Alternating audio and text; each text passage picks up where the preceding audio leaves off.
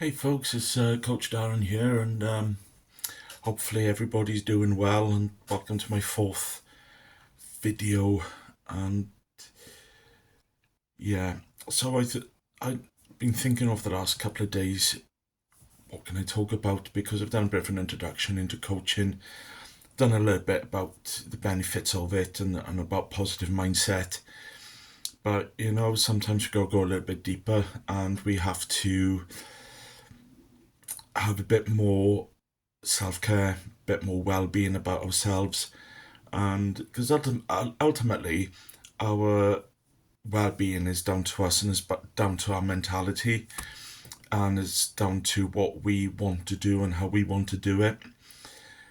Sometimes we get peer pressured into doing things, or we got work commitments and family commitments that curtail our own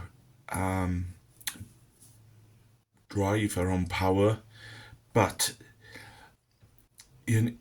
sometimes those are necessary things that are there, but ultimately our well-being, our own mindset belongs to us, and we've got that responsibility to take for ourselves. So I thought about researching a little bit, and to do some just perhaps some ideas in relation to what we can do to give us a bit more well-being and a sense of self-worth, self-love, all on the self, without it being selfish. But sometimes we've got to look after ourselves as well, especially mentally. And there's a lot more in today's society about mental health, but mental health awareness, mental health support. And I think if we can get the building blocks in place, we could prevent a decline, hopefully.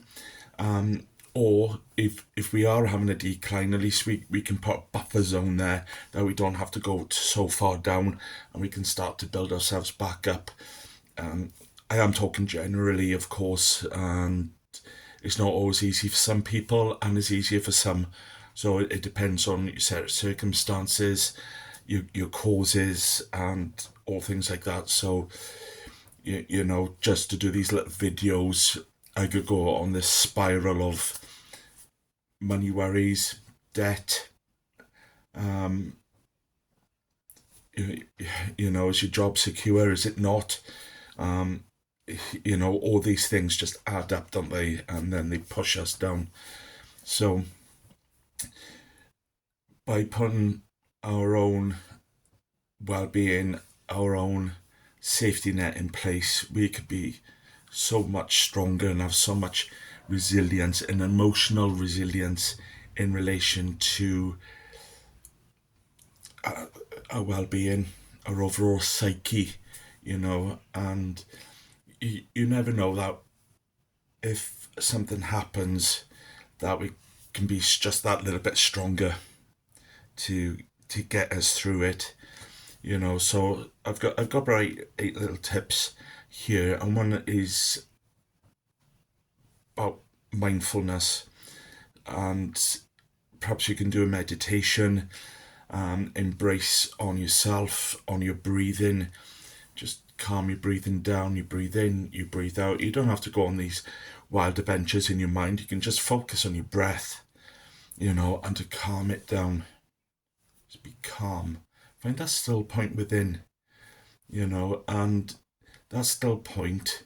You'll know when when you reach that still point, because all of a sudden you just become aware of not breathing, although you are breathing, of nothingness, and that awareness of nothingness will snap you back. But do you know, some people I know of can hold that still point, that emptiness, for ages. But they practice every day.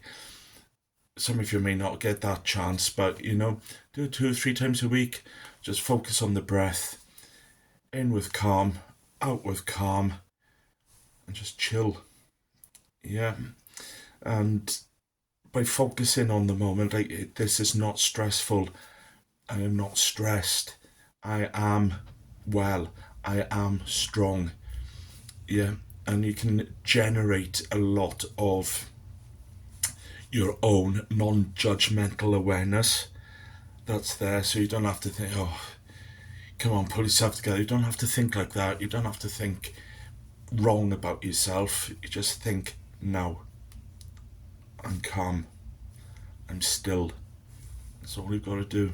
You know, it's easy once you know how.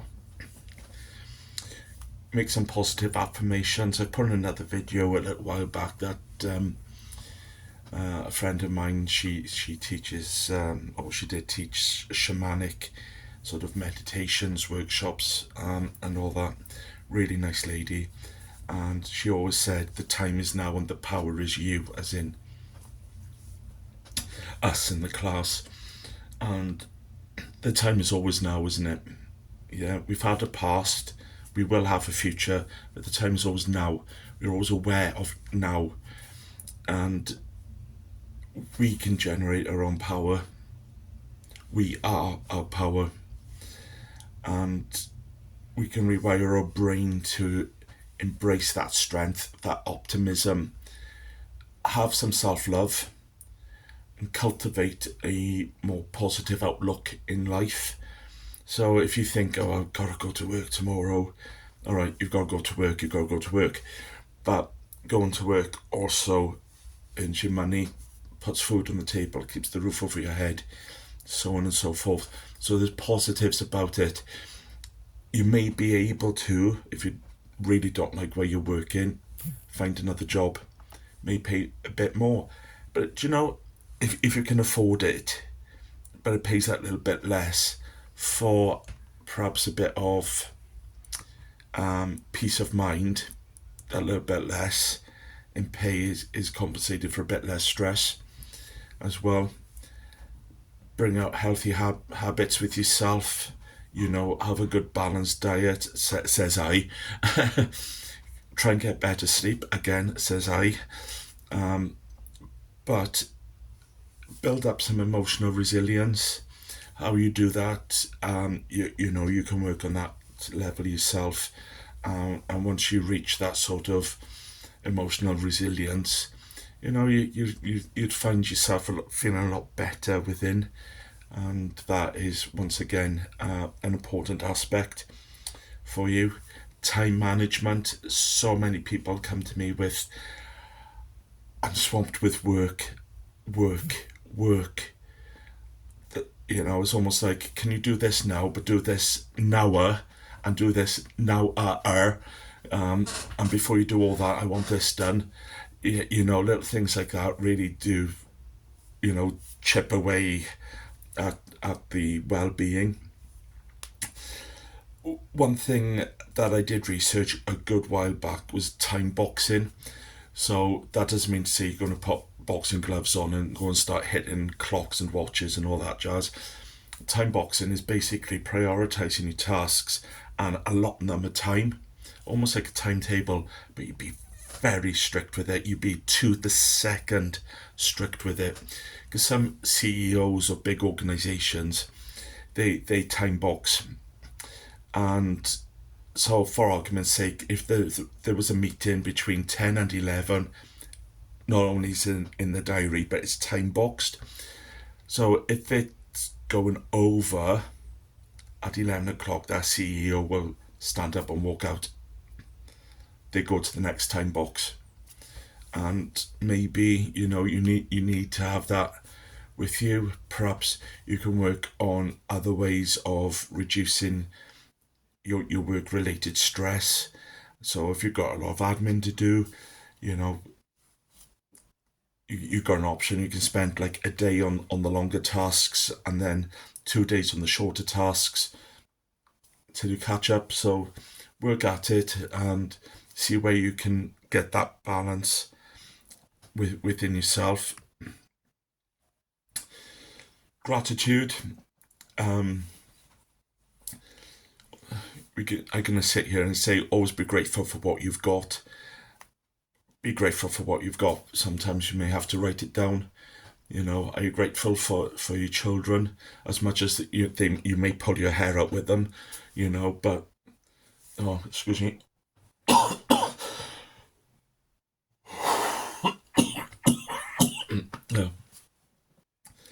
Nice little cough there. But are you grateful for good food in your fridge? Are you grateful for your neighbours? Are you grateful for your health as it stands?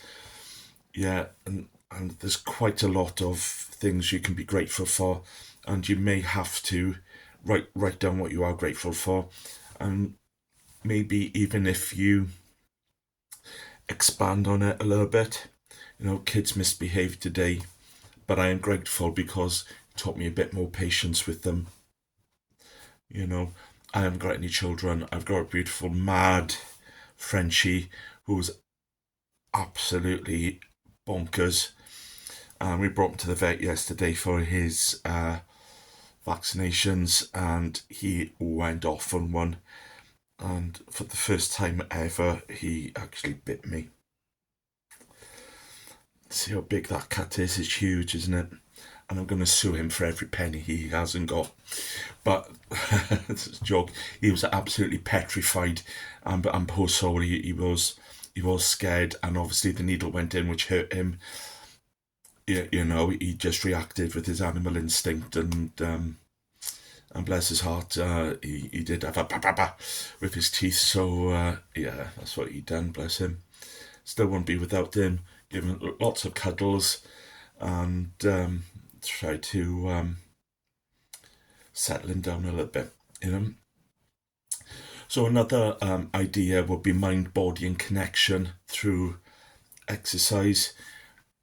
I'm not saying go to the gym. You may take a 5-10 minute walk.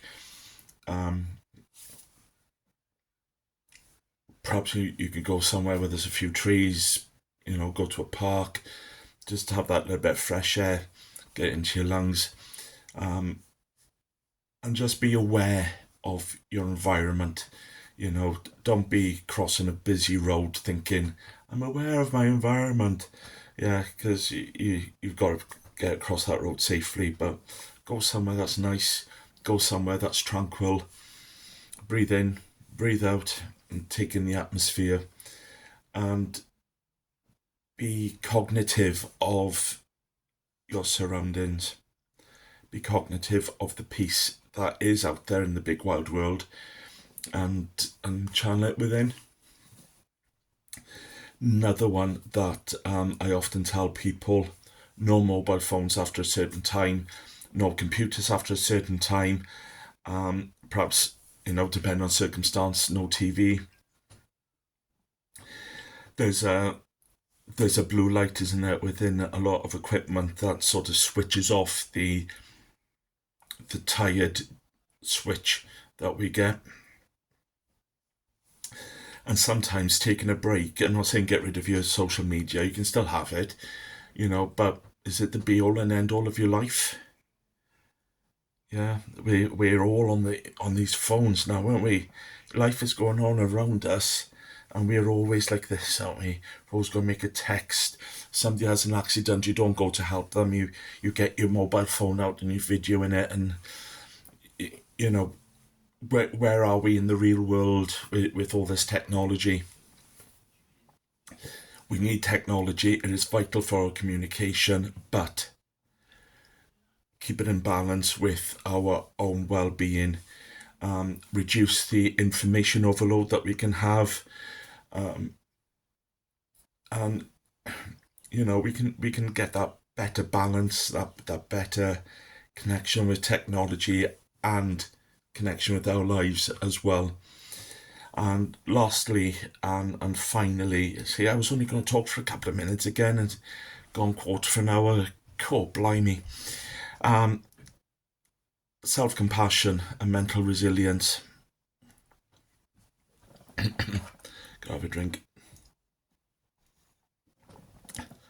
So, self-compassion is a powerful tool for building mental resilience. Treating yourself with kindness, especially in stressful and challenging times, and especially if those stressful times are generating negative thoughts and negative emotions within you. Some self-kindness, some self-love can help reduce that, and then you could perhaps adopt a more positive and a more balanced mindset, that you can adapt to what's going on, and you can perhaps support somebody else as well as supporting yourself. So very important to have that self-love. Ultimately, our self-love, our self-worth, our self-kindness, nobody else can do that for us. It can only come from within, and we are the only ones that can do it as an individual. So as much as our people around us can say, I love you dearly, that's fine. That's their love to you. That's not self-love within you. So getting a little bit of self-love would be an absolutely fantastic tool in your toolkit in relation to developing a mental and emotional resilience. So I'm going to leave you on with those few little tips there. Please, subscribe down below. Join my community. It's building very slowly, but it's building, and I'm all very appreciative for everybody that has joined the community. If you've got any questions, put them in the comments, message me on Facebook, and I will do a bit of research and I'll do some form of coaching presentation in relation to your questions.